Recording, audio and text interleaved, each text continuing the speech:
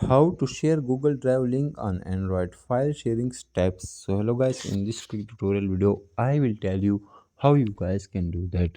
So it was very easy. The first step is we will simply go to Drive app in our Android phone.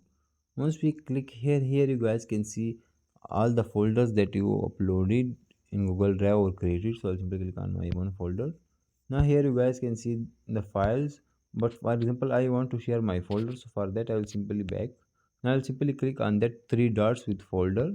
Once we click here you guys can see share manage access, so simply click on manage access. Now here you guys will see change restricted also your Gmail ID, so simply click on change. Here you guys will see restricted, so simply click here. Now here you guys can see two options, restricted and it says only people edit can open.